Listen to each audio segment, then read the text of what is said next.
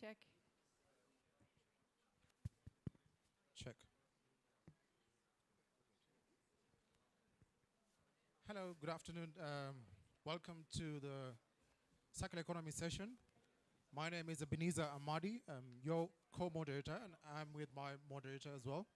So we'll be co-moderating this, and we are happy that you signed up for this session today. The discussion today, of course, is circular economy and how we're able to look at investment opportunities within the circular economy approach and integrating a circular economy model within the business value chain, as well as also looking at the barriers that exist from the policy side, regulations, and how companies are able to integrate this, what their wins will be, and just thinking through how investors in the room could be able to plug in this particular model as an opportunity for investment. Karina? Yes, and I think following on that, we're hoping for all of you to engage throughout the session with the panelists. Ask any, there will be an opening a bit later on in terms of actually asking questions from the audience so we get as much engagement as possible. Just a few words on who I am. My name is Karina and I'm the head of trade at the Danish Embassy. We are working quite a lot within circular economy together with my colleagues as a strategic sector advisor on circular economy, where we're working closely with the team at the Ministry of Environment as well.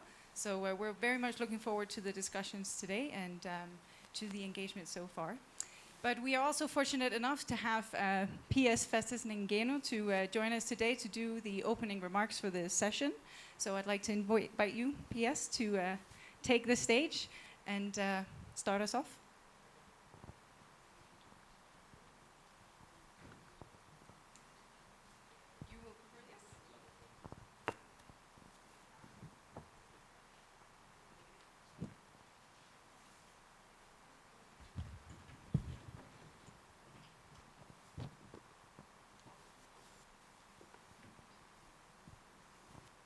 Thank you so much, and good afternoon, all of us. I'll just make quick remarks on the circular economy.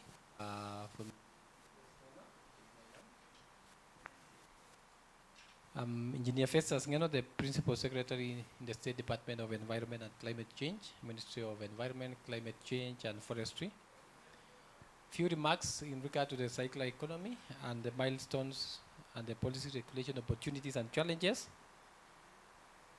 In terms of policies and regulations, we saying that Kenya has a solid policy framework that contributes to a sustainable circular economy. We have new policies, laws, legislations, which we are pushing for change.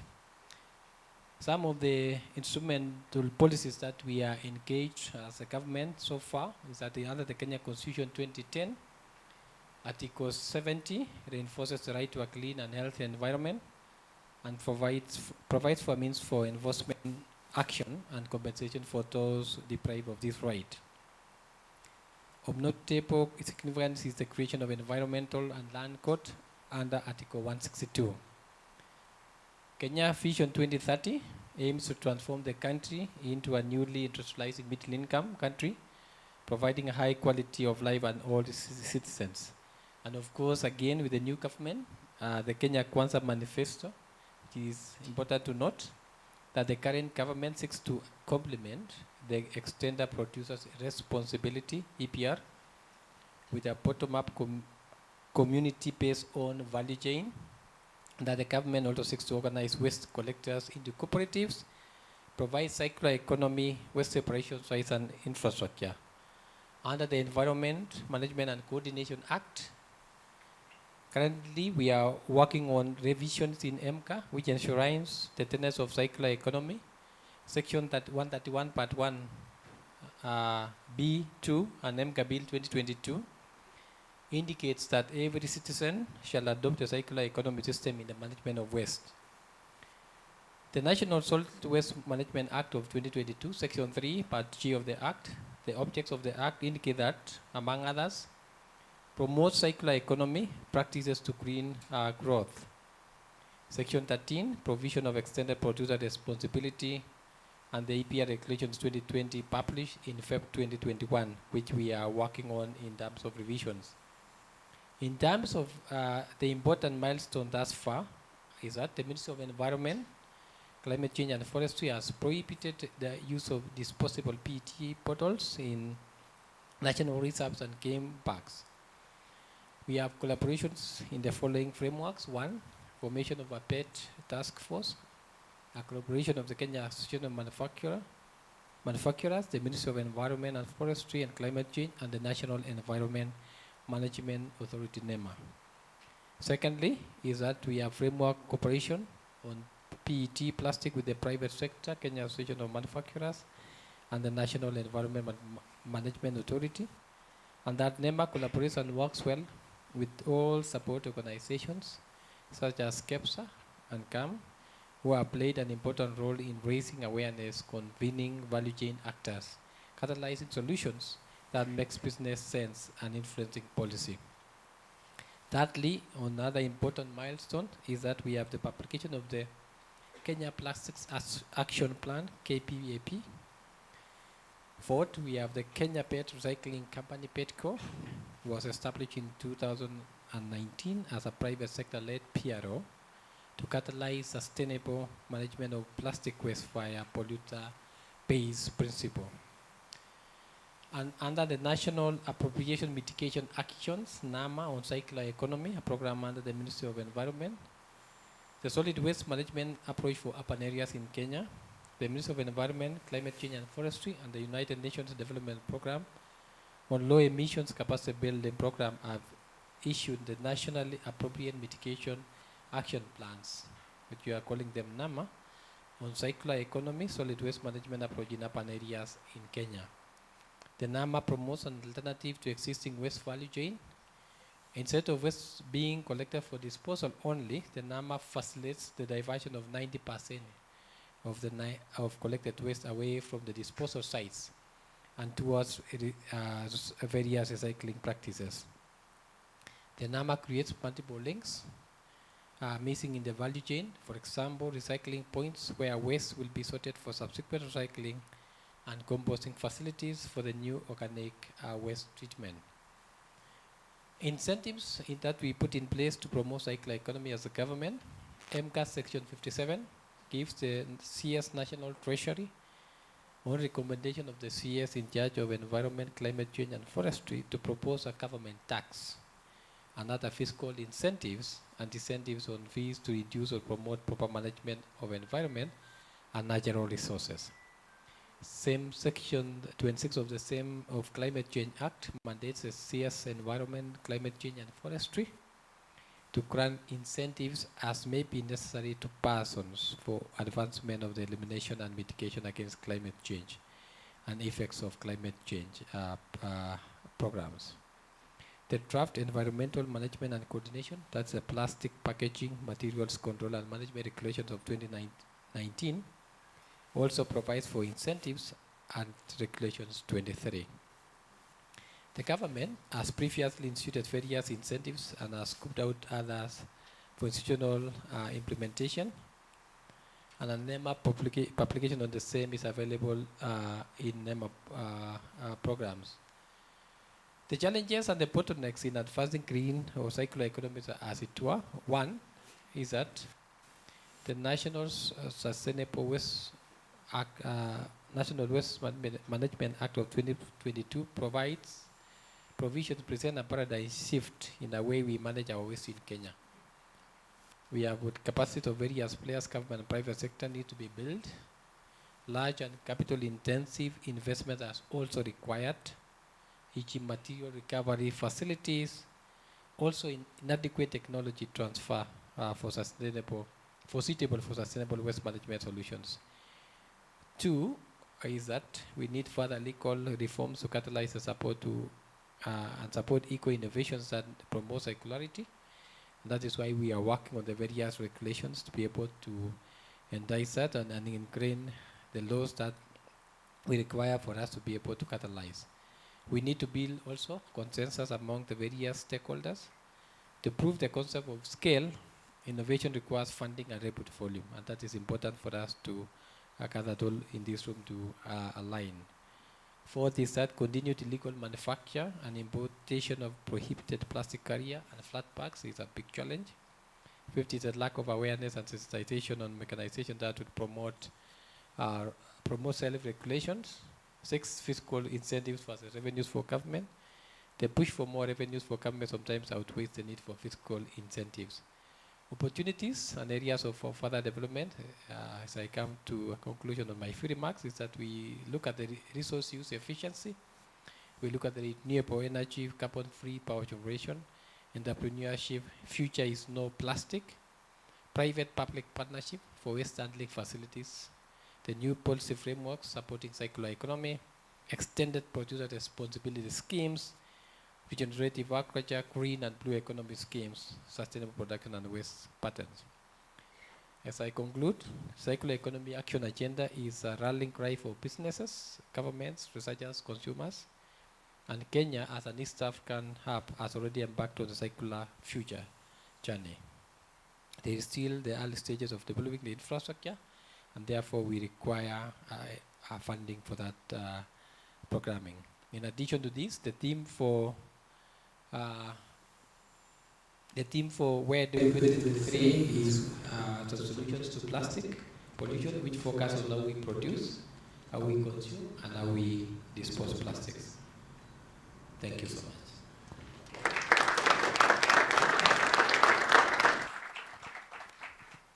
Thank you very much. I think having listened to all of that, it's quite clear that Kenya is at the forefront of actually creating the legal and regulatory frameworks for companies to move the circular economy agenda forward, together with the government of Kenya and of course also the civil society organizations, to bring a bottom-up approach that would be in line with actually having everyone contribute along the value chain. I think if I may just pick up a few points. The PS touched on some of the barriers. There's a lot of investments required to actually bring particularly some of the material and waste collection centers that are going to be set up across the country. There is a need for innovation, where circular economy and design from the beginning is a part of when you develop your business and when you develop your products. There is a need to continue to think about entrepreneurship, and I think we can all agree we're in the right country for that. There is a need to think about PPPs, public-private partnerships, in actually bringing around this change, but also understanding that identifying the right business models where circular economy is scalable and commercially viable is also something where I have a feeling we will be continuing that conversation throughout the panel discussion. But I think we heard the rally cry, PS, and without further ado, I will invite the panelists to join us on stage, and the PS, we're fortunate to have you join us as well, so please go ahead.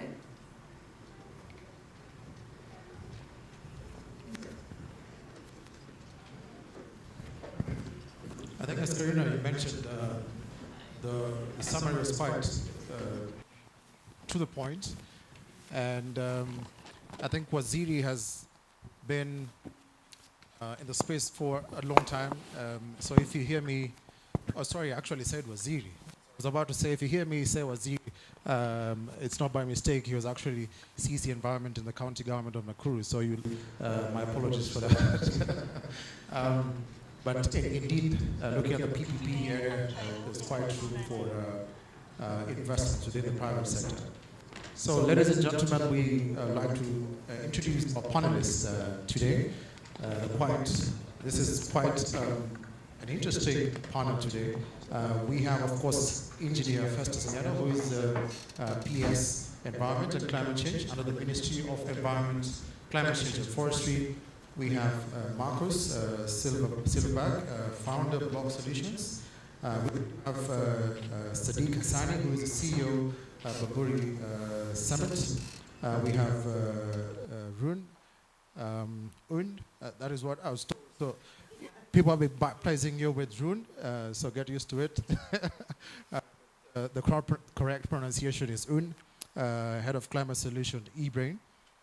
We have Cholet Ram Lal, who is the Country Cluster and also the Country Director, Kenya, BASF. And finally, we have Enrico Tavolini, who is the Managing Director, INI, Kenya. So welcome our panel today with a round of applause. Nice. And since the Ministry of Environment is here today, we'll try and reduce our decibels. So we'll just do one clap. So when I say 1, 2, 3, you give me one clap. 1, 2, 3. Awesome. And I think also just to give all the panelists an opportunity to add a few more words to the business side of things, I think we'll start from this end. Marcus?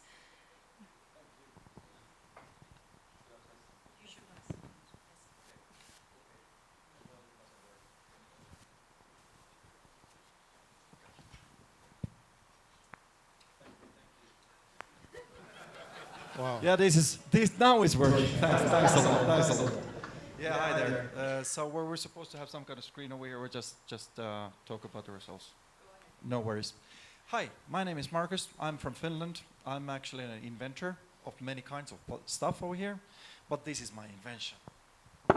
This is really exciting. It's a building block that is made from 50% coconut husk and 50% recycled plastics. So what we do all around the world, that we establish factories where we start producing these building blocks made from recycled materials. Even after the long lifetime verified by Nordic institutes of 100 years, you can 100% recycle this block. Just to give you the idea, we can build a school of 5 classrooms in 6 days. We started building a house at 8 o'clock in the morning. The family moved in 8 o'clock in the evening. Just to give you the idea what we can do. 4,000 tons of plastics is used every single year in one factory. We can produce enough blocks to build 2,400 homes in that factory. Our aim is to have 10 to 15 factories all around here in Kenya. We have now factories all over the world, ranging from Latin America, North America, Asia, Africa. I really would like to have a factory over here to start producing these blocks over here. But let's discuss those topics later on. Thank you.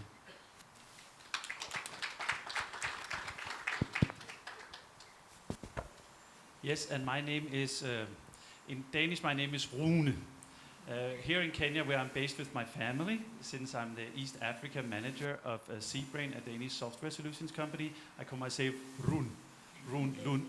And when I meet Americans, I say Rune. So, but I work for, I'm the East Africa manager for a Danish IT solutions company.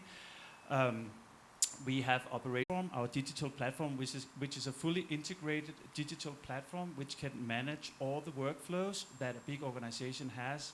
It has integration. It has, of course, an email client. It has integration with meetings and calendar. It has archiving and filing. We can digitize workflows. So it's a one-in-all toolbox for ministries and agency. And 17 out of 21 Danish ministries use our platform.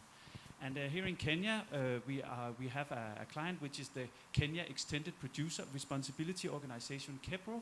They use our platform to, and that platform is helping KEPRO and their members to meet the requirements with regard to the Extended Producer Responsibility and the requirements in the Sustainable Waste Management Act. And but we also, our software is being used in many countries. We can implement really fast.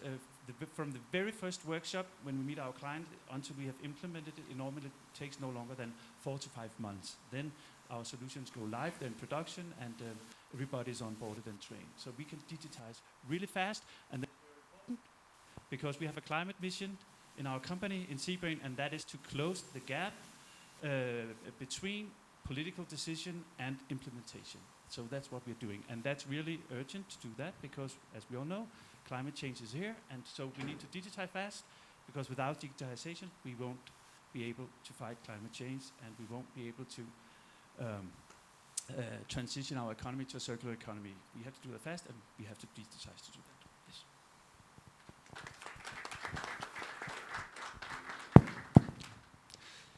Okay, good afternoon. So my name is Sadiq Hassani. I'm the CEO of Bambuli Cement.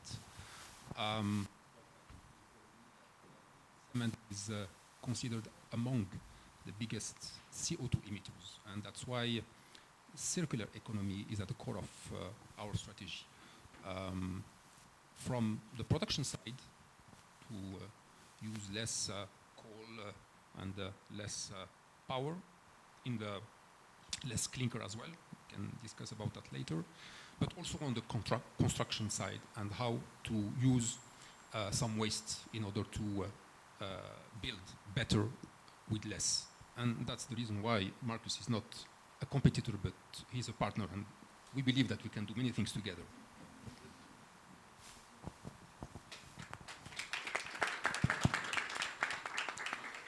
Good afternoon, ladies and gentlemen. I am Shalay Ramlal from a chemical producer called BASF of German origin.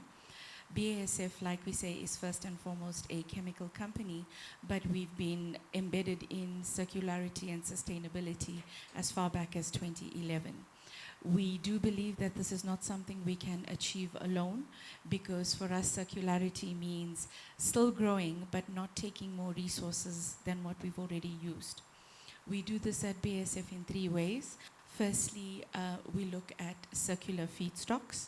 And this is where in Africa our flagship project sits in Nigeria via ChemCycling, where we collect with a various amount of waste pickers collection societies, and they bring the product to our ChemCycling facility in Lagos, and there we produce pyrolysis oil, which goes back into creating second generation plastics. Kenya, and that's what we do in Nigeria. In Kenya, we focus a little bit more on what we call new molecules. Here we have a compostable resin called EcoVio that allows you to compost food waste. And as a proof of concept, together with our partners WRS Solutions in Kenya, in Diani, we've set up an in-vessel composter, which we have funded from the BASF Starting Ventures project to prove the proof of concept, and of course to create direct and indirect jobs in Diani outside of holiday season. And one of our best projects, which is unfortunately also from Nigeria, and I'm hoping I'm going to get some good entrepreneurs here that really want to talk to us about it, is another new molecule where we use tires and we help you to recycle it so you can create low-cost flooring, low-cost gym equipment, low-cost mats, and you can basically recycle your tires and not have to burn them. So that is BASF's ethos to circular economy. It's new molecules, it's circular feedstocks, and then last but not least, what we call new business models. And I'm still looking forward to implement a project in Kenya. One of our biggest examples is in Spain, where we use digital farming to help farmers reduce, funnily enough, the use of agrochemicals and have better yields. And that's how we contribute to circular economy. Thank you. Good afternoon to everyone. My name is Enrico Tavolini. I'm the managing director of Yenai Kenya. It's an affiliate of Yenai. You know, everyone, Yenai is one of the 7 sister oil and gas worldwide that now is an energy company, because we change and we want to reach our goal, that is the full decarbonization by 2050. So we already started with the development of some project in energy transition, and here in Kenya we already started with some integrated circular economy project. I can call 2.0 because it's a different vision of a circular economy. It's not just the transformation of something in another material, etc., but are different projects. I give you just an idea. I don't want to spend many times, but the main project is the transformation of the refinery in Mombasa biorefinery in order to produce biodiesel and biojet. This is one of also the target of the country. Kenya want to develop the biofuel, in the country, and they want to reach also the 32% of reduction of the greenhouse gas emission. So the project that we try to implement, the biorefinery plus the fast track of the agriculture development project, the western residue collection, that are projects that produce the feedstock necessary to supply the biorefinery, will help the Kenya to reach its target of decarbonization and, of course, our target.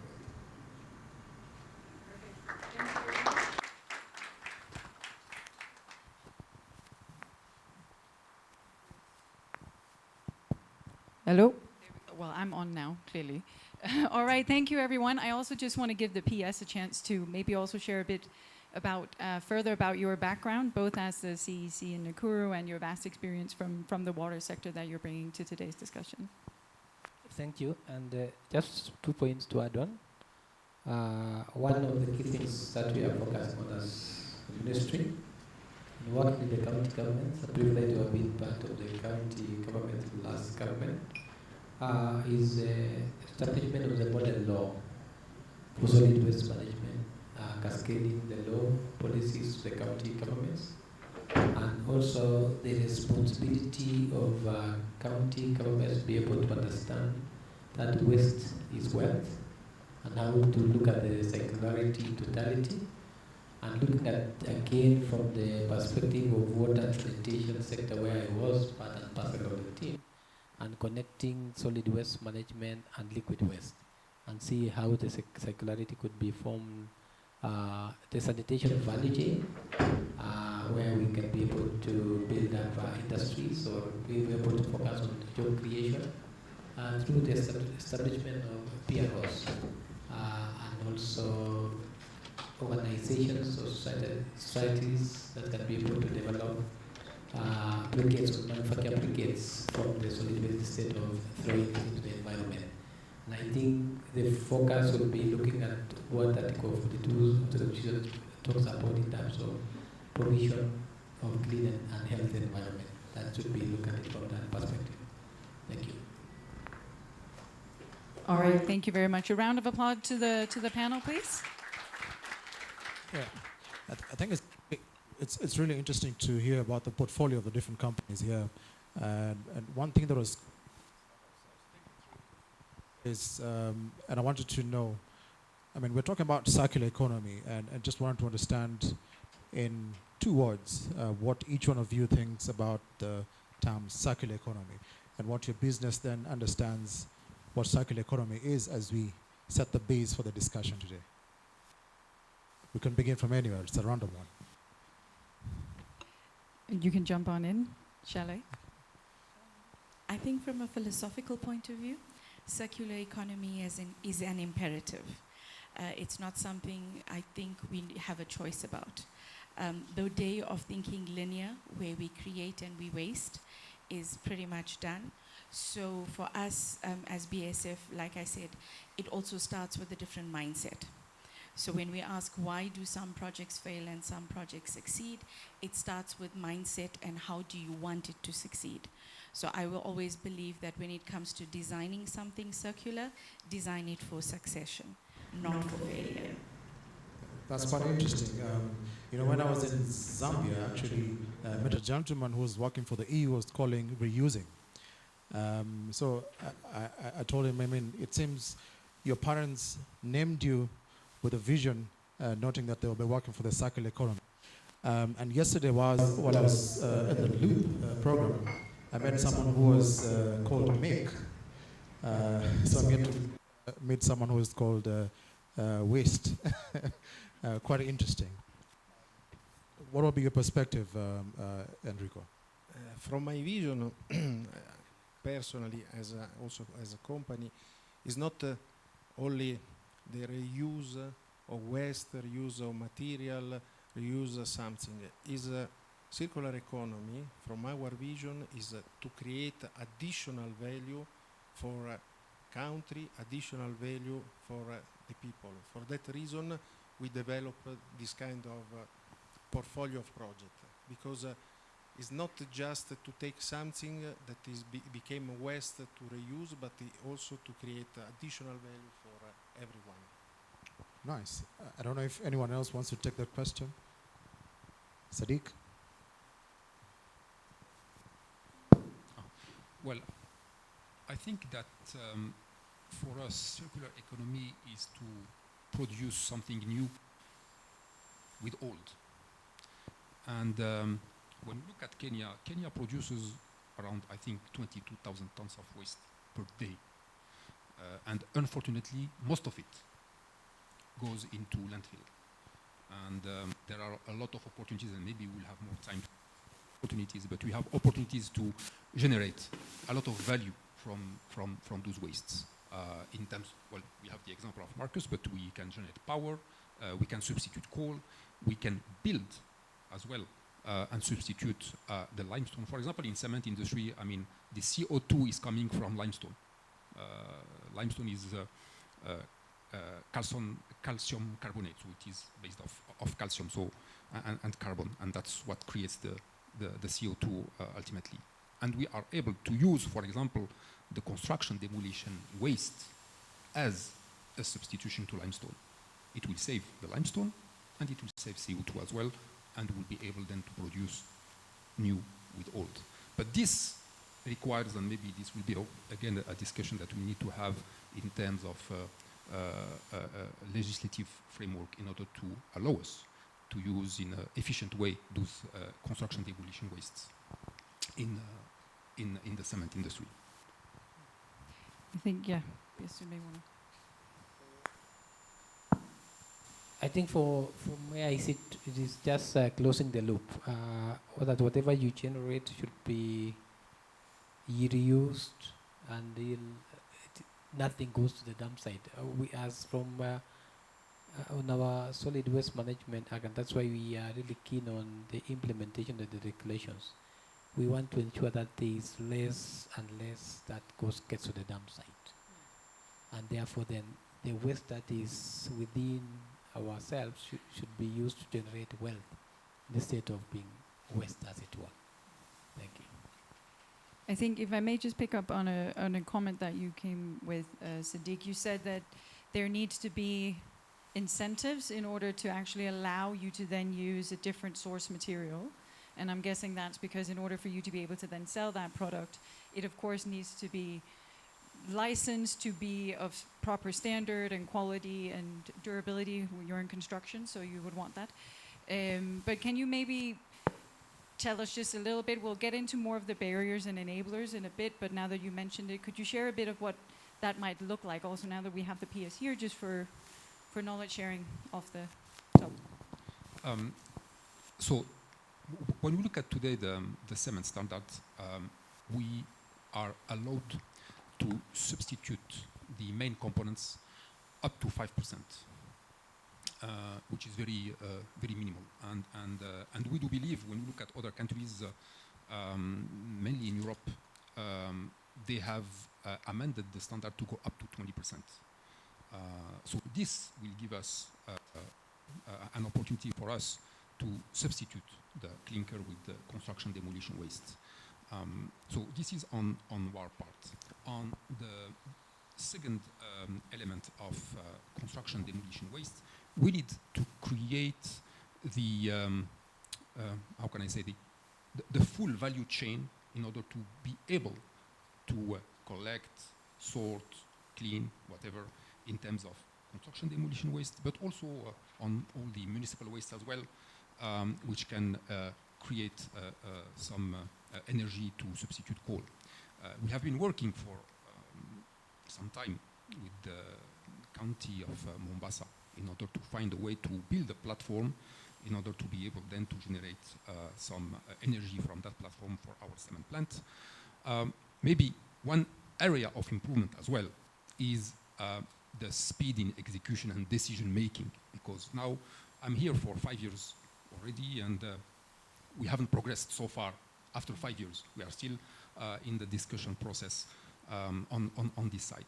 Ultimately, when we talk about circular economy, it's about avoiding CO2 emissions.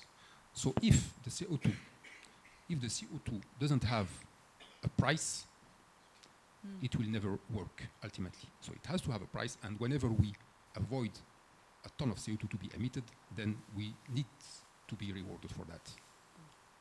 Quite interesting, right there. And Karina, as you just mentioned, You're 1, 2, allowed 3. to clap along the way if you want. Please go ahead. Look, I had to pause for that because it seems she was a bit shy to continue clapping. No worries. Now, I mean, you brought in the perspective from the cement industry, and you're doing it in that context. Yes, I can do that. I can also add that one of the 17 ministries that we are helping in Denmark is the Ministry of Environment, and the Danish Environmental Protection Agency actually also uses our platform as their end-to-end solution. But what we're doing for KEPRO here in Kenya is actually we have developed a solution which will be able to handle at least 10,000 members of KEPRO. So when now we have the Sustainable Waste Management Act, and very soon the regulations will be in place. The minister said yesterday, within latest 2 months. We're really happy to hear that, because then after 6 months, companies will be required to handle either an individual EPR scheme or be a member of a producer responsibility organization, a PRO, which handles a collective EPR scheme. So what our platform does is that it handles the annual membership application. It handles with all the communication back and forth, 10,000 members. It's all archived automatically in cases, and the filing is done very efficiently. And then it handles the monthly EPR fees, and then you get a quarterly certificate when you have paid your EPR fees for 3 months. Well, all the EPR fees goes to KEPRO, and then that money again is being used to subsidize recyclers. And there's also a lot of operations and workflows which have to be digitized in order to manage that. So that's basically what the platform does. And what it also ensures is a transparent solution which enables auditing, which and it's actually also possible to integrate the solution with the systems you have in NEMA, for example. It could be done so that it can be integrated, so you can do the reporting to NEMA with a click on a button. It hasn't been done yet, but that would also enable the cooperation with the ministry and with NEMA. With regard to controlling the regulatory framework, issuance of licensing and auditing, things like that, that will also be possible. But that will only be possible if you have a digital platform. If this should be paper-based, if this was paper-based, or if this were handled in Excel sheets, I mean, there would be no data security. You wouldn't know where your data would end up, for example, and there would be no transparency, and it would be very inefficient. Okay. I would also like to bring Marcos in this, because I see you came with a product today. So the rest talk about some of the solutions they provide, like technology. You have your product there, and I'm trying to imagine what is the difference between a company investing in a circular economy initiative vis-a-vis a company integrating circularity within its business model. Just using your business as an for starters.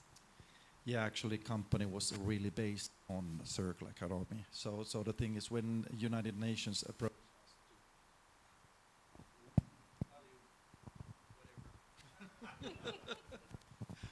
this is working, nice. Yeah, so it really, when the United Nations approached us to come with a solution that would be environmentally friendly, sustainable, and so on, we had that in.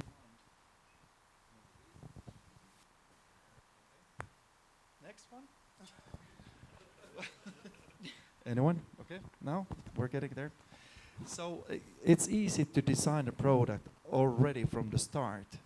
When you think about, let's say, we have waste pickers that are going to collect the waste for us. We have 400 waste pickers employed by one factory. When in North, like my friend over here. So we really can see the climate change. And it really woke me up. And I needed to do something. And that's when I came up with that kind of solution where we can recycle plastic bottles, we can recycle whatever, let's say, cars, parts of cars and so on, to be used for useful result like that. And which will last for 100 years and be reused even after, or even actually recycled 100%.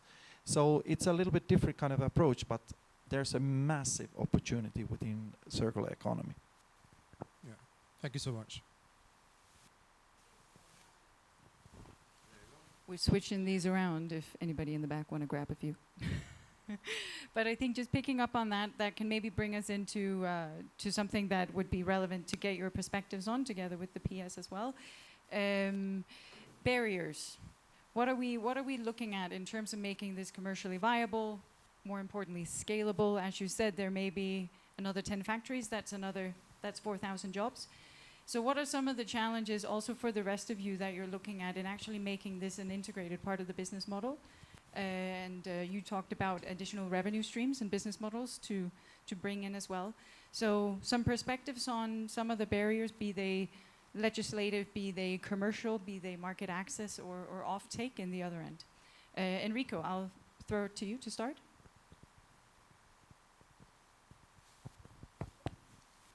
I think we need some help here with the mic. This one is working.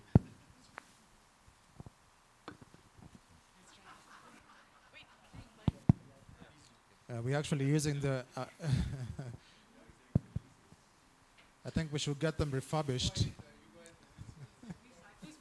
Recycled.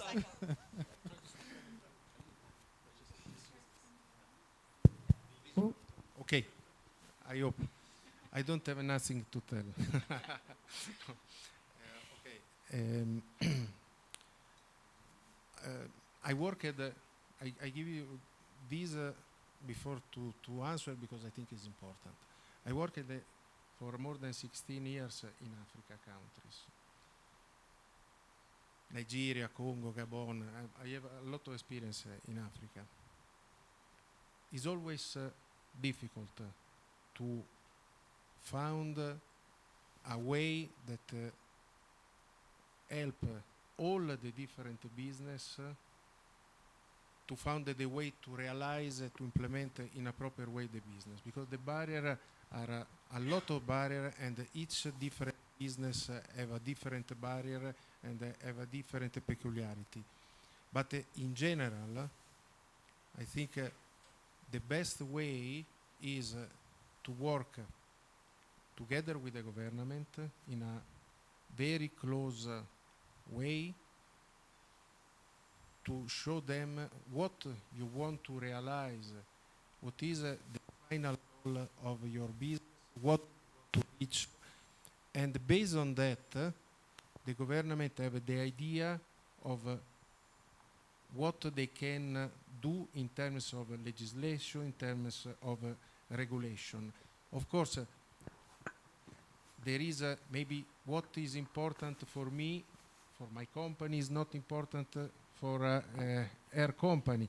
But at the end of the story, if you put step by step and you remove all the barrier, at the end, all the business benefit take a benefit from this. All right, yes. Siddiq?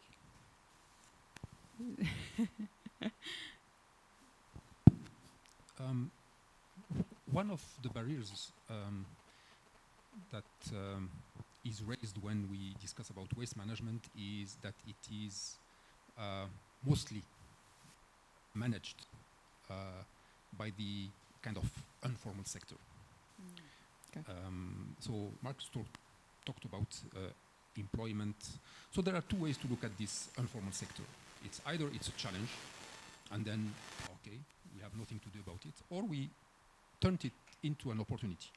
And I do believe that it is an opportunity, because it will be, I mean, circular, we said, as you said, Mr. P.S., it's to close the loop. So let's bring them into the formal sector. It's a win-win. They will get access to the, I don't know, social security, medical scheme, pension fund, and so on. But if we stop, and today, unfortunately, this is what we do, we stop at this challenge to say, oh, it is an informal sector, so we can go beyond. I think that we miss an opportunity. And I can give the example of my home country, which is Morocco. And as far as I know, Morocco is still in Africa. It's not Europe. So in Africa, it was possible, and this is what we have done. And we have managed to move into the formal sector a full range of small businesses. And I think that it is something that it is very easy to copy in Kenya. Yes. So maybe just a quick follow-up comment on that. If you then were to see it happen here, you have the PS here. What would that look like? Well, for this one, I think that it is more working with the county governments, because this is where those people work for now, and I think that we need to work with them in order to move them into the formal sector.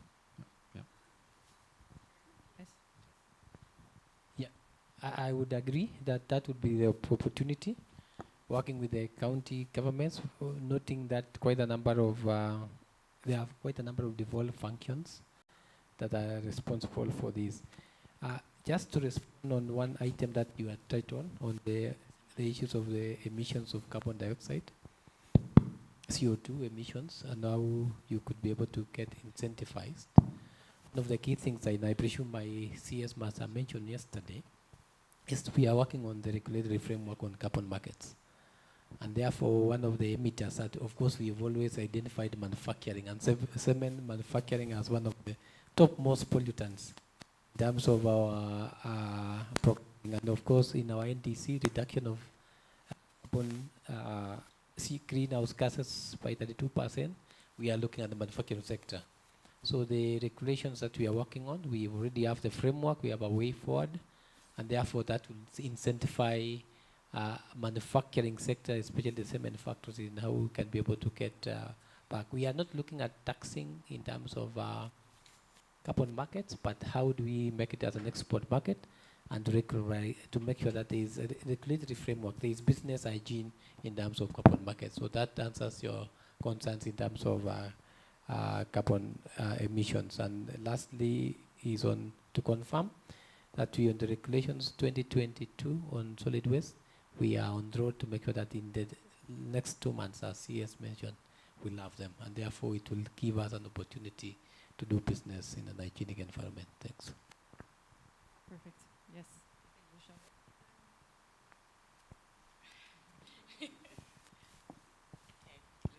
It's a microphone big today as well. So one of the topics I wanted to pick up is when we use the word inclusive. For us, like you mentioned, when it comes to waste pickers, when it comes to a type of job which a lot of the middle income people don't really want to do when it comes to waste management, it needs to take on a different mindset from a lot of the waste generators to understand that the waste pickers that do that need to be included in the framework and in the almost policy formation of what it would look like and how they could also be beneficiaries of the system. Because a lot of the times we find that we say multi-stakeholder engagement, but we are nowhere near as inclusive enough as we need to be. You know, when we ran a project in Ghana with the Alliance to End Plastic Waste, we transformed a single mum's life who started collecting 10 pieces of HDPE recycled oil containers a day to be able to pick up by employing additional people, by getting in electronic, e-vehicles, so battery-powered vehicles. Her current target this year is to collect 42 tons of waste. She started at 10 kilos, she's now at 42 tons. She employs 20 additional pickers, and she's put 3 kids through university in Ghana. That's the power of inclusive growth. So when you design, when you make policy, you need to include everybody. Not just the technocrats, not just the academics, not just, you know, at the end of the day, business who have the ability to bring these visions to reality, but the waste creators, and then give due course to the people who actually clean up the city after you. Really nice. I was about to say this is a point where you're allowed to clap as well. So quite interesting initiatives that we're hearing off from the panelists. But coming off from the question that you asked Karina, what are the barriers? I'm also thinking through what are the bottlenecks for companies to integrate a circular economy model within their system. I mean, is it from the policy space? Is it investments? Because you actually know, like Sadiq mentioned, if you want to benefit from what Engineer Ngeno PS has just mentioned, you'll actually need to invest in some technology, right? First of all, to do a base assessment of your current emissions, then look at how are you able to reduce that, either by looking at alternative energy sources, as well as also integrating a little bit on waste to value kind of concept. So what I'm teasing here is that what are these barriers that will be a bottleneck for companies to integrate a circular economy model vis-a-vis just having a separate initiative that incorporates circularity. Let's see where there's a working mic. If not, there's.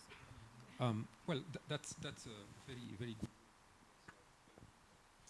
And as you check for a functional mic, probably throw in another one as you think through the bottlenecks. We're here talking about investments in the circular economy model, yeah. And in the crowd, probably we have an investor who's looking at return on investments.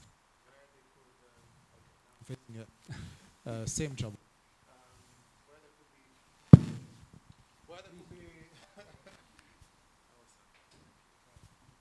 So where there could be an opportunity for an investor here who want to invest in that particular initiative within your company. And, okay, it's quite interesting. So anyway. Yeah, I got the point. So, of course, it is important to measure first what we do. Currently, we are at 480. Sorry, it's working now. 480 kilogram per ton of cement used. This is the amount of CO2 that we emit. 480, down from more than 800 5 years ago. And we have the objective to reach, to reduce by 25% by 2030. And of course, to reach the net zero by 2050.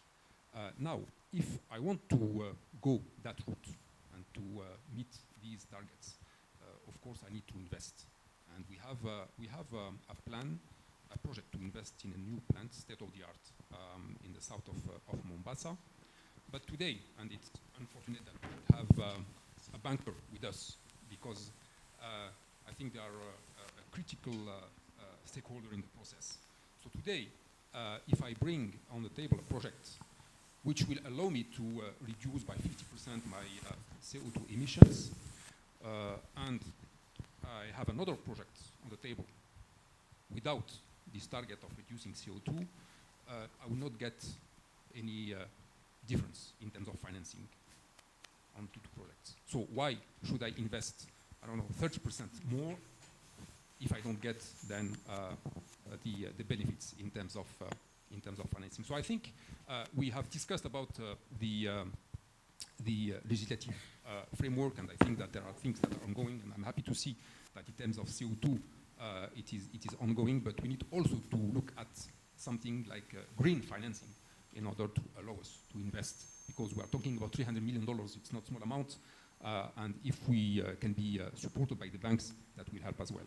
Thank you. Thank you. So there you bring an aspect of financing and indeed an incentive from the financing instruments that will help you incorporate the circularity within your model, because again, as you mentioned, 300 million USD is not pocket change. Okay, could be pocket change for some individuals, but of course it's quite a massive investment that is required. So Shule, I mean, in terms of the buyers, just picking off from the level of investment, what else do you think will be a barrier that for companies are not really an incentive for them to integrate the circularity within their business model? And then to add to that, within your company, what level of investment would you require to incorporate some of the initiatives that you're talking about in terms of projection in the future that will enable the environmental aspects to be improved, and also benefiting from what Engineer Ngeno of the PS just mentioned on the legal framework to implement the Article 6 of the Paris Agreement?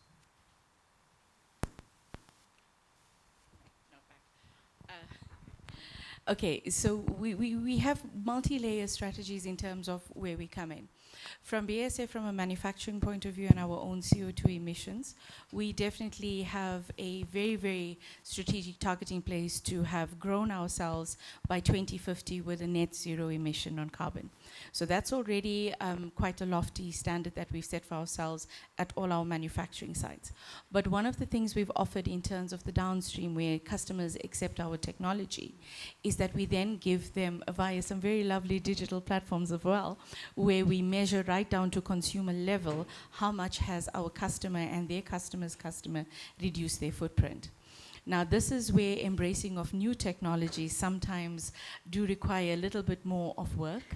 For example, you mentioned something about standards, Sadiq.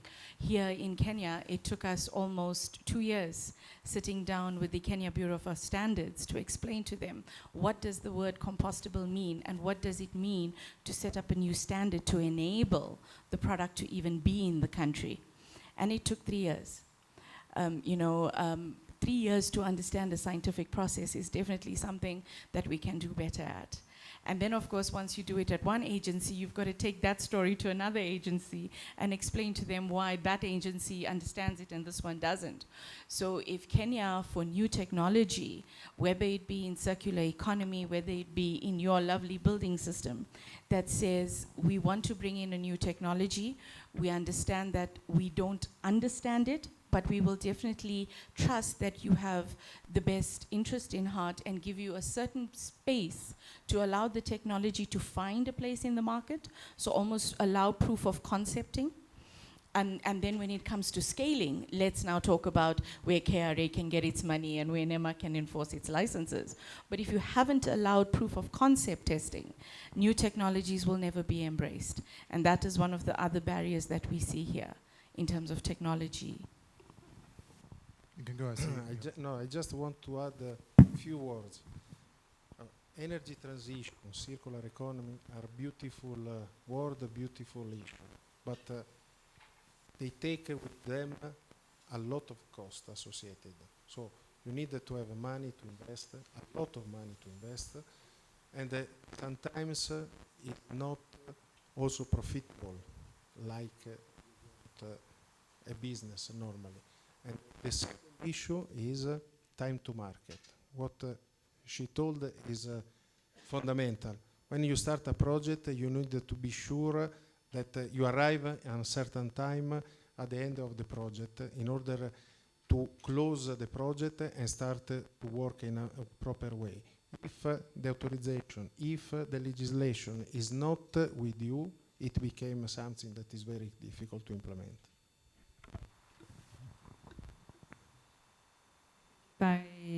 Yes. So we have a bit of a list, it sounds like, in terms of some of the barriers. So we're looking at standards to make sure that if you're actually bringing new raw materials into your product, or you need to find a market for your product, there needs to be the standards that allows for that. There's some funding to maybe de-risk some of these processes for you to actually bring a new product to market. There are talks about educating the consumers to make sure you also develop the market at the same time to make sure it's worth the investments. And then you're, of course, looking also at this proof of concept, or sort of a sandbox, as I think it's called within the fintech community, in order to actually test some of these ideas and then reduce your time to market. So that's a lot of things on that list. And I think I'll just allow the PS and Rune to come in, but then I'd also love to hear your ideas on mitigation. PS mentioned public-private partnerships before, and I think that sounds like that might be a route. But PS, your comments first.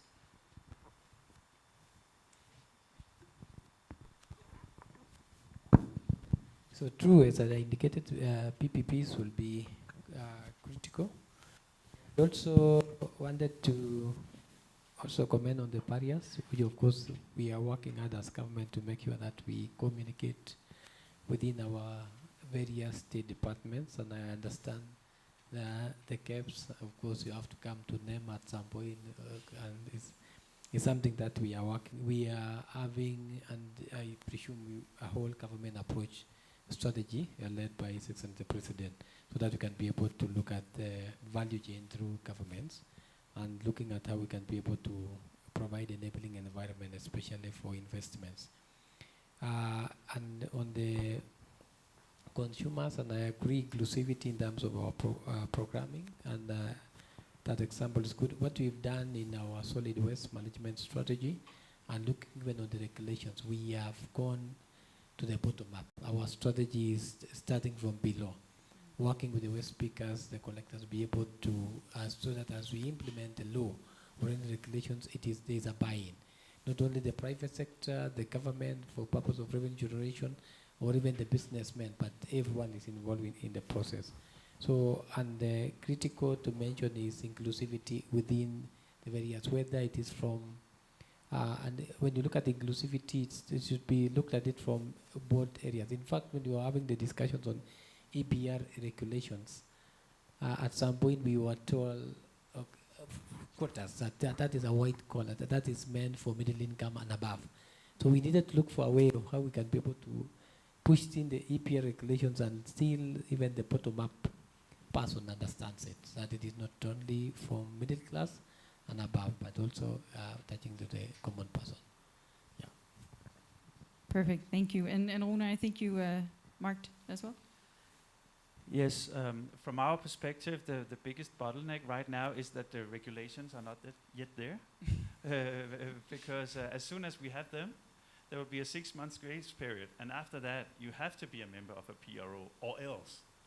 And since there are other waste streams that need to be digitized, because the KEPRO is handling packaging.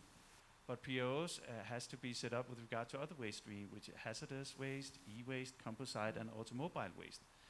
So as soon as these regulations are in place, I guess people will come to us and say, hey, we need to digitize fast, because in 6 months we are gonna, we have to live up to the requirements. And so as soon as the regulations are there, that's really important. So we see it basically as a three-legged stool. We need the regulation, the legislation, and then we need the PRO, and then we need the digital platform. And if a client, a PRO, wants to include, for example, micropayments to garbage collectors, that can, that's pretty straightforward to include in the solution. If a client, for example, wants that will also cover the social aspects of this, so that the money also goes to the people who actually collect the trash and work with the collection of the different materials. So, but we are really looking forward to seeing those. You're just waiting and itching for the regulation. Yeah, we're dreaming about them. We really want them. Well, now you have your best friend right next to you, so there you go. I want to confirm to you that the regulations, in fact, in the next 2 weeks, we are having engagements with the National Assembly Committee to agree on the process. We are well aligned. So the 2 months that my cabinet secretary, it is also part and parcel of our responsibility to deliver it within that period. So we'll ensure that in 2 months you have the regulations out. That puts the pressure on the rest of the room to deliver as well. Quite yes, interesting. please.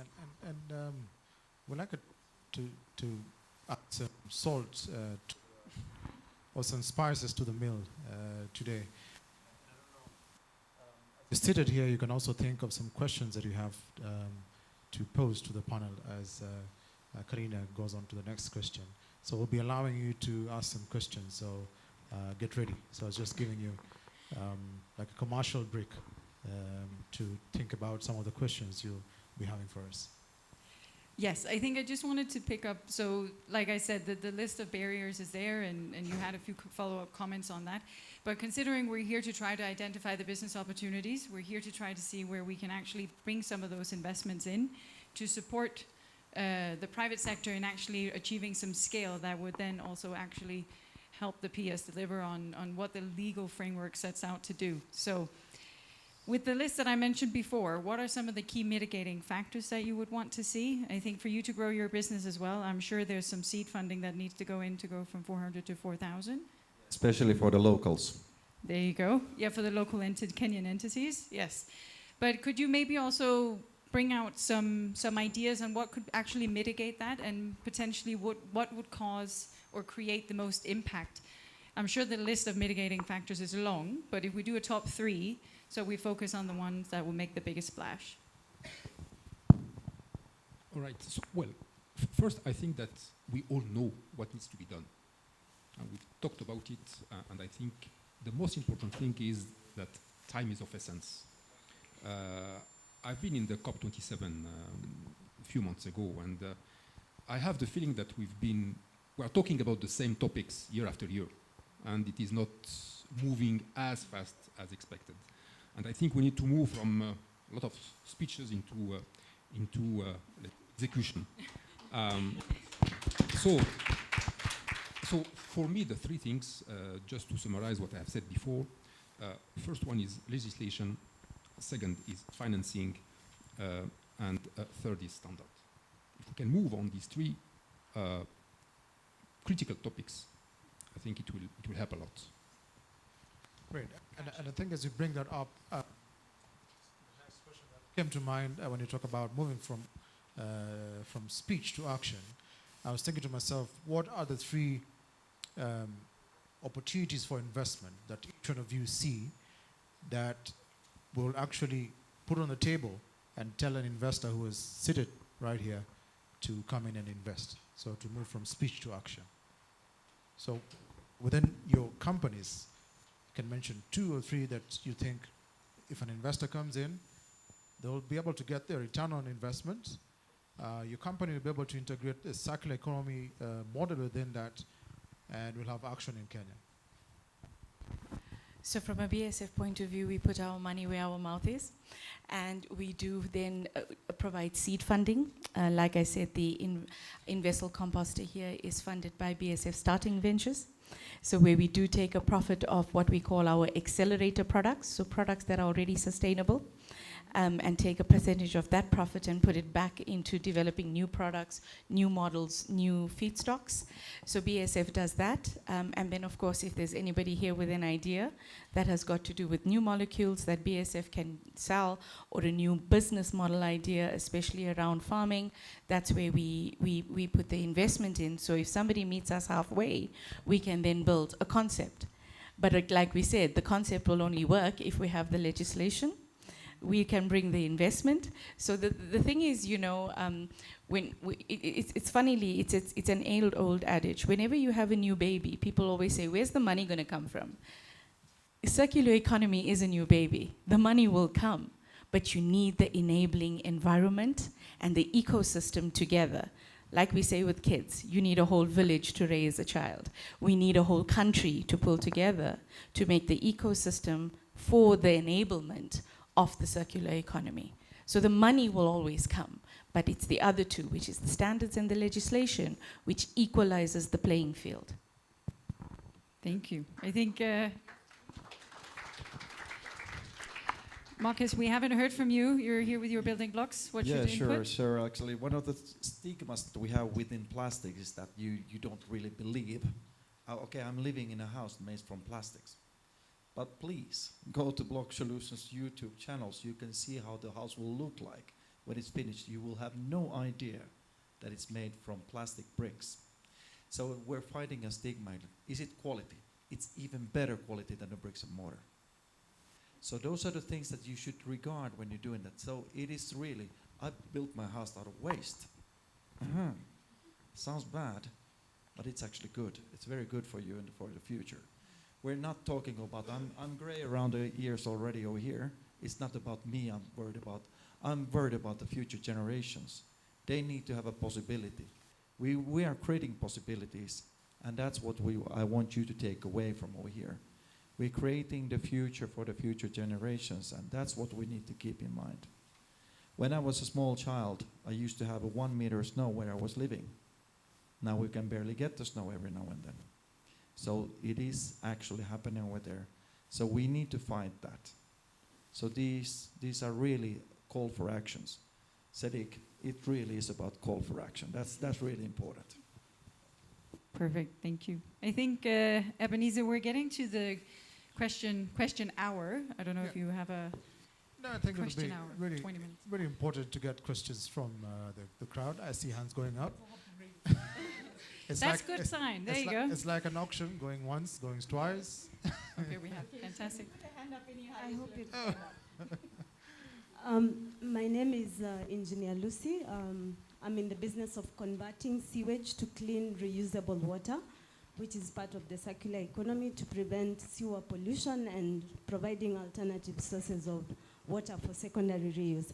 Now, all the challenges have been discussed, but as I think through, for people who want to really come in and develop circular economy, we need to come together, and I was just speaking to the PS here, like the taxation regimes can really impede the introduction of a green technology or a green concept. I use myself as an example because I'm working with a German technology to try and develop it locally, but before we get to reverse engineering, we need to first start the technology, test it here, try to understand it and make it. But if the technologies are taxed very highly, then as Kenya, we may not progress towards that dream. So I was speaking to PS about it, but he said a very good point. We have to lobby. So for all of you that are coming in and you want to get into the green space, we have to come together and during public participation, a time like now when the budget is about to be read in June, we need to come together and push for such. Like myself, I'm interested to push that green technology like sewage treatment and recycling, which promotes SDGs, good health, clean sanitation, climate action, life underwater, like 7 SDGs. It needs to be tax exempt to encourage the normal Kenyan to adopt it, because the more it's taxed, the more it becomes expensive for the person rolling it out, and they shy away from taking it up. So it's sort of a question to the PS if we can support us, but if we can also come together, those of us in the space, so that we lobby during budget that the tax are dropped, because before 2020, recycling technology was VAT exempt. When we were selling, the client was not paying VAT, and when we were importing, we were not paying VAT. But now we pay, and our clients have to pay. Thank you. Thank you very much. That's one for Treasury, yes? Good afternoon, everyone. My name is Sarah Njau from Vince Plastics Limited. One Marcus. Vince Plastics already has that prototype for the house, tiling, and even roofing made out of recycled plastic, low value. So we talk after this and we see how we can synergize. In regards to lobbying, Vince Plastics is a member of the Kenya Recyclers Association. We've written a letter to the ministry in regards to have, and I'm crossing all my fingers, when the budget is read, we'll see one of the key things we requested is the tax exemption of recycling machinery. It's very expensive to bring in, for instance, a good pelletizer so that I'm able to sell my pellets to EU. I'm requesting, there's a pelletizer we are looking for, which is almost between $500,000 to $1 million. In terms of technology, we have our own invented technology out of scrap metal, but now IP in it, intellectual property. And when they see whatever is done out of that, they think the pellets are not good worthy. And to echo what Engineer Lucy has said, the VAT is really hurting recyclers. I sell recycled plastic pellets, and compared to, after paying, telling the manufacturers that this is my price inclusive of VAT, they tell me, Sarah, let me go for virgin plastic. So that needs to be taken care of, but we've lobbied and we hope that the letter got to the right people and they're listening. Great. Two more Thank you. questions. Where we are, take the gentleman on the side there, yes? Thank you. Eric Kunte is my name. I'm looking at the conversation, and what I'm seeing from where I stand is that we do have service provider, we do have waste generators and waste consumer. From where I stand, we need to upscale the conversation from the other hand, the market. we need to, because Sarah has mentioned the conversation between virgin versus recycled material. So if we are to remain in this conversation holistically and sustainably, then the consumption of the recycled material has to be emphasized to the manufacturers and whoever is producing either of the product, so that they can or they could increase the uptake of the recycled material and reduce the virgin material that they are consuming. Because if you don't do that, then the people who are doing the recycling, who is going to consume what they are producing? And something else is on this, the question of economic instruments.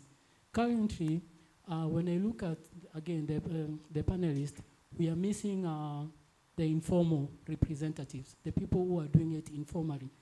One of my colleagues has mentioned the question of inclusivity. Then the inclusivity should also include the informal sector.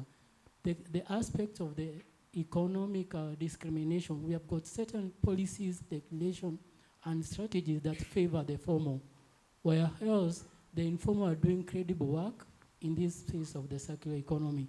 Then there is a need for us to formulate policies, regulation, and strategies that have a win-win scenario, as much as the informal sector don't comply to the expected standards, best practices, because at the end of the day, it is a continuous journey. Thank you. Thank you very much. I think I'll just mention, maybe also just to pick up on that, I think there's a general consensus around, I think the point of the market is that some of the standards, right, where you're actually making these recycled products, where you're reusing material, creating the standards that allows those to be fully fledged, eligible for the market and approved, so to speak, so that you actually encourage and ensure consumers and off-takers that this product is viable by all the standards from the public sector. I think that concept has sort of been fleshed out in terms of being something that needs to be looked at a bit more, just by extension of your comment. But there were more questions coming. Yes, I think your lady next to you, yeah?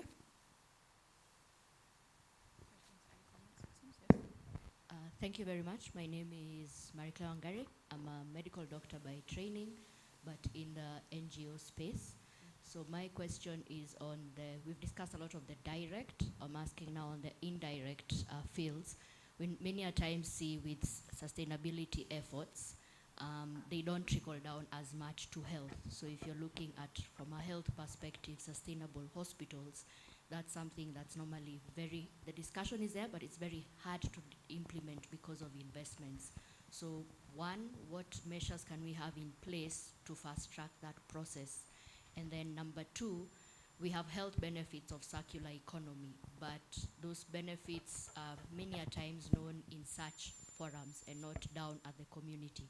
So what efforts can we do? It was highlighted with the whole of society approach, but what efforts can we do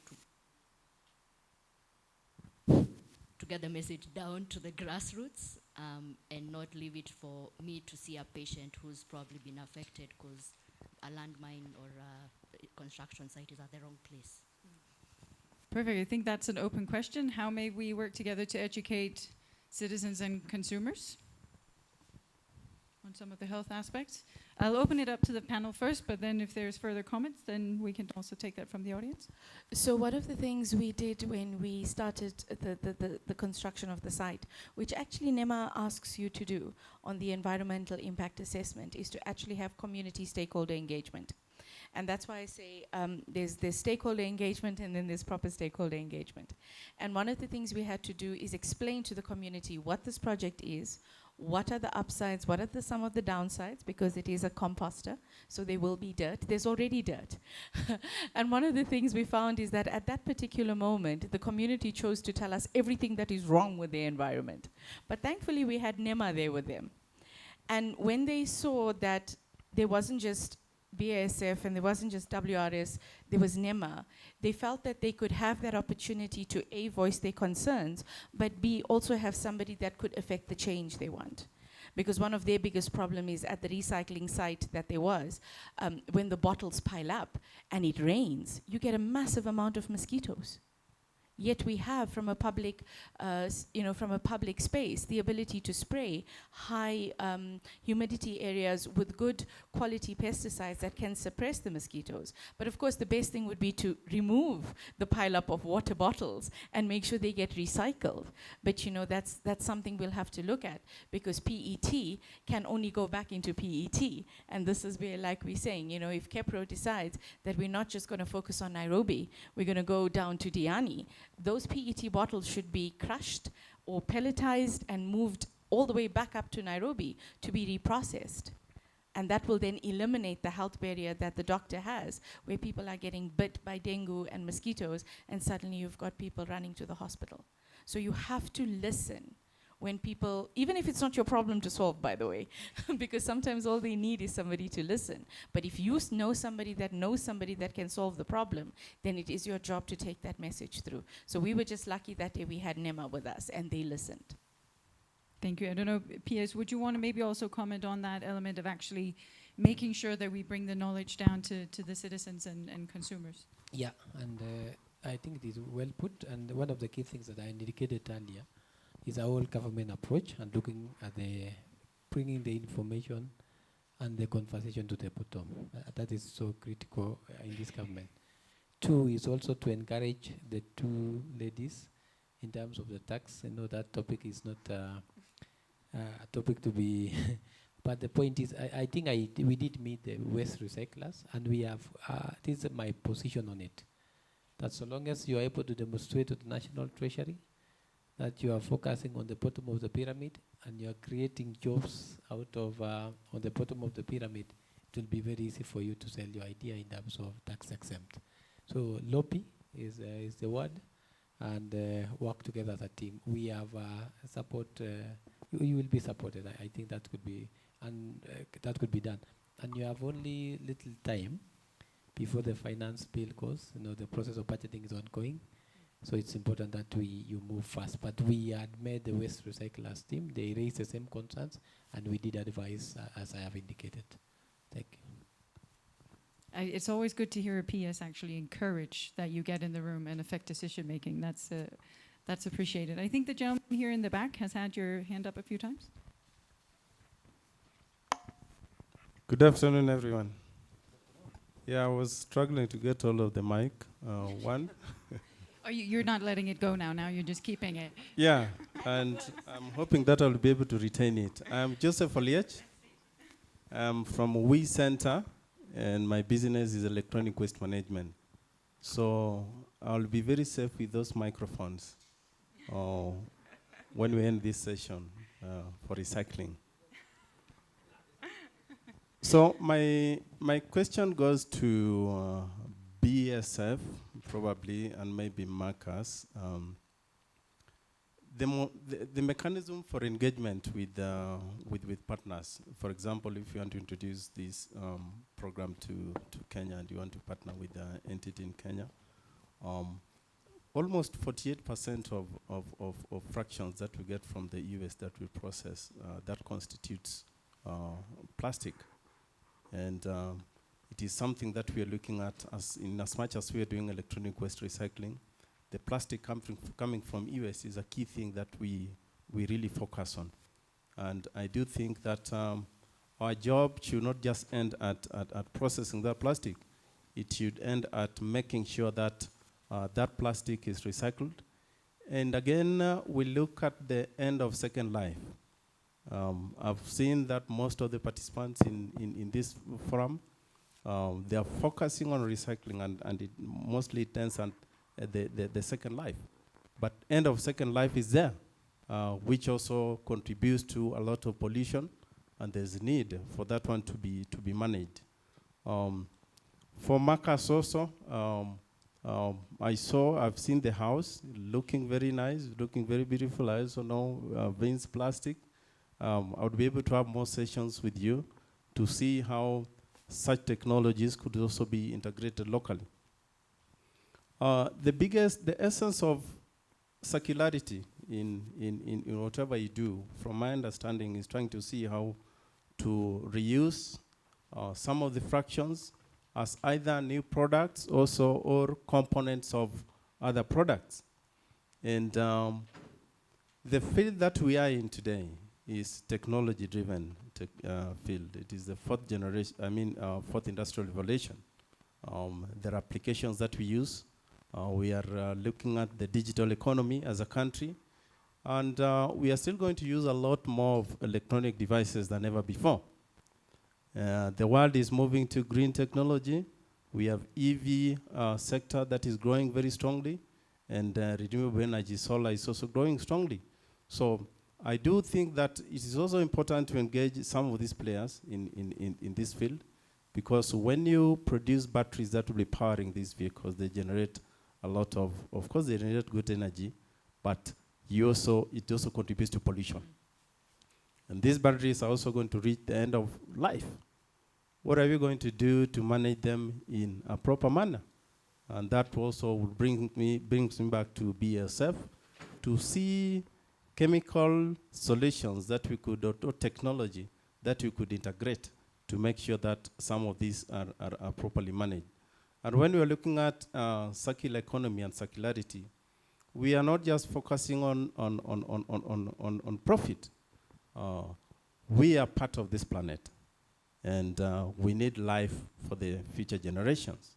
So in as much as certain components or fractions not be making economic sense to us, it would be important to also look at partners or all the players to pull together to see how the toxins coming from the products that we use are properly managed in a manner that protects public health and also the environment at large, the planet. Thank you.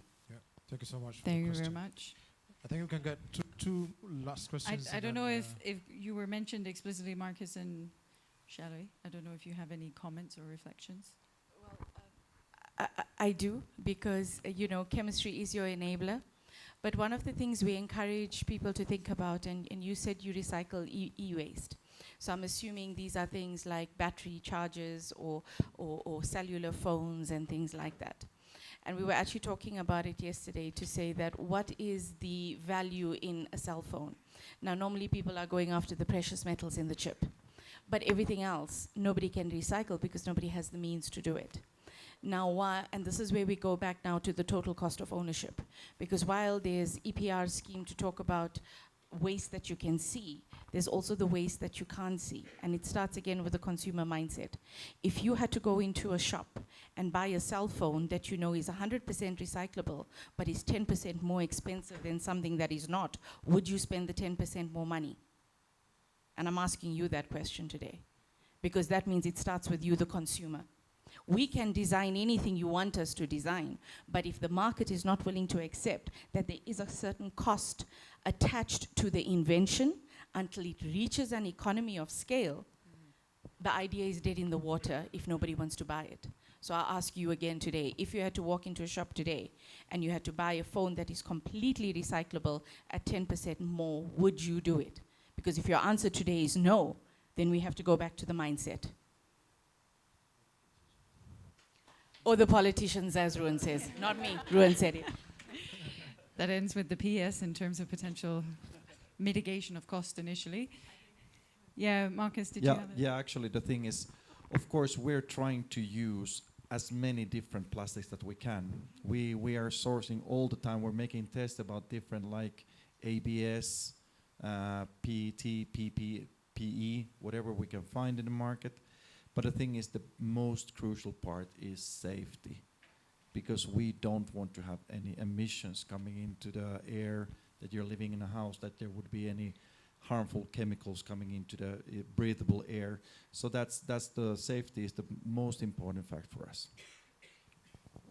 I think we'll take one last question and then we'll just wrap up. We're coming to, okay, there are two hands. We'll take the two hands. Lady in the back.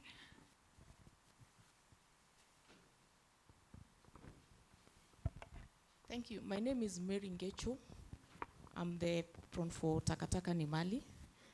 And my question or challenge is to the PS. If you look into the Kenya ecosystem today, who is doing the recycling?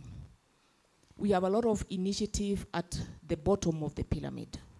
These are people who have no access to information, whether in terms of machinery or in terms of studies and research that has been done that can help to develop the space that they are playing in the recycling.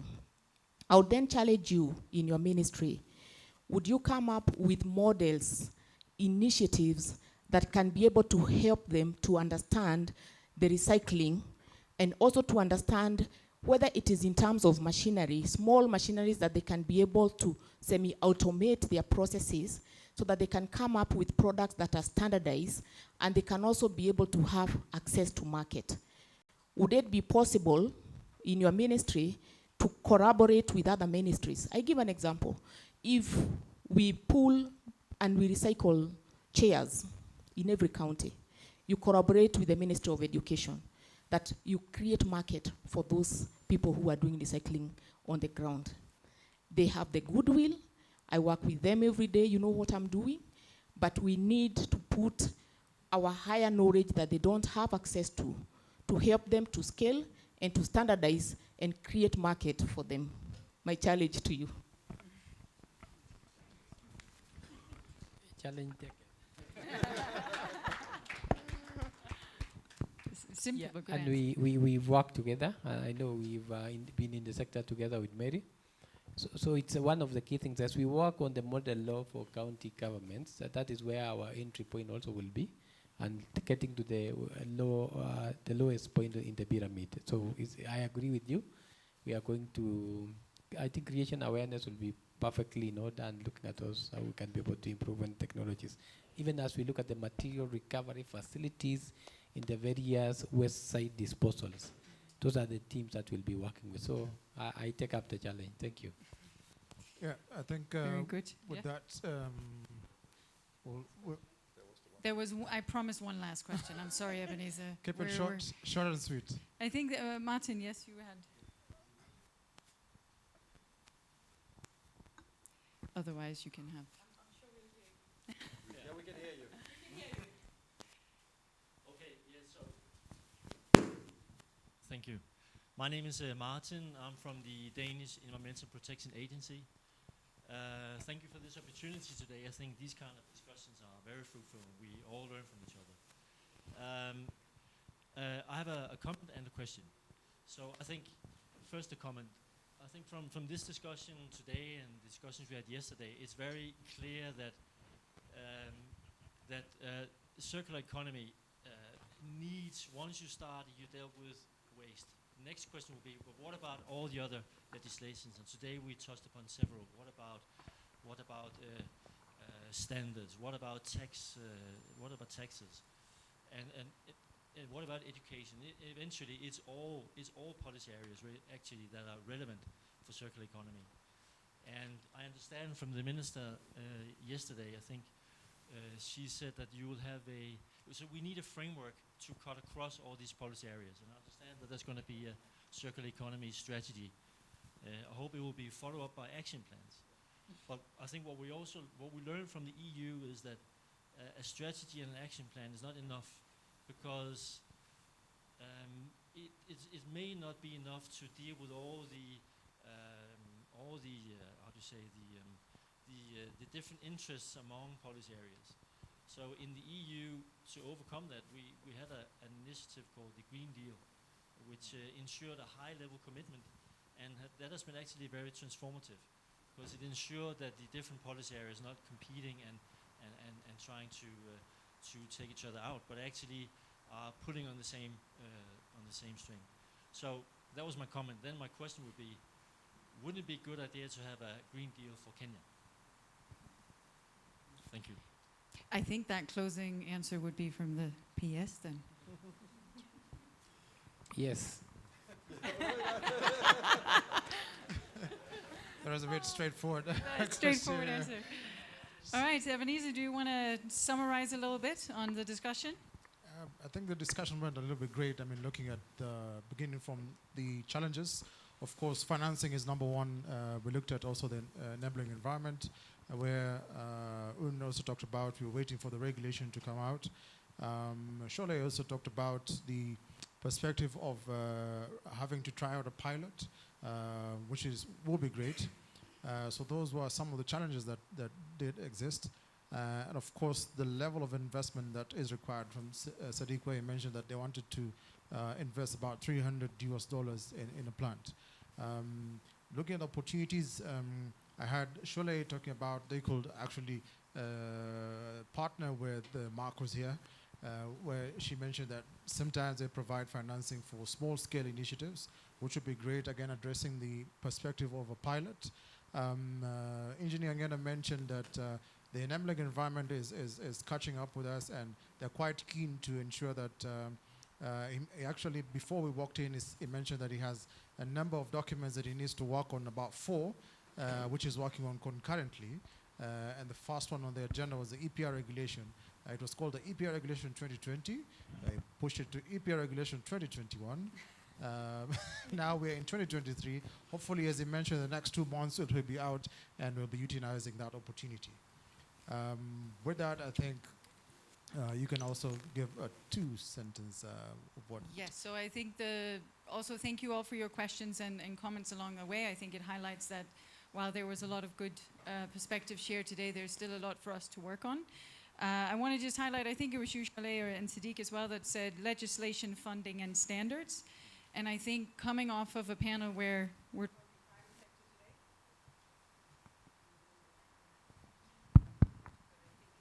It's back. So I think really the key, because we also wanted to talk about scale and viability, right? So you said economies of scale are needed in order for us to really fulfill the ambitions of the legal framework that is put forth.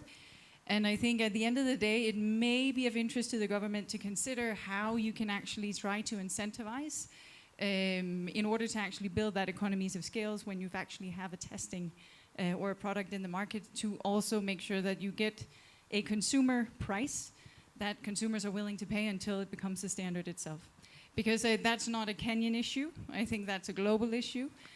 We've seen it in Europe as well. Now that inflation has come in, we're actually seeing ecology and organic produce in the supermarkets. There's less offtake, simply because consumers are pressed on their finances. So it's there until it becomes a bit too expensive for the consumers. So I think the offtake and the market side really also needs to be considered as we go ahead.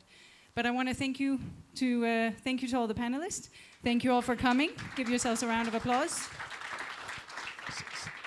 Thank you so much. Yes. Thank you That so wraps much our to session. Marcus. Thank you so much, Marcus. Thank you, Urn. Thank you, Sadiq. Thank you, Sholay. And thank you, Enrico.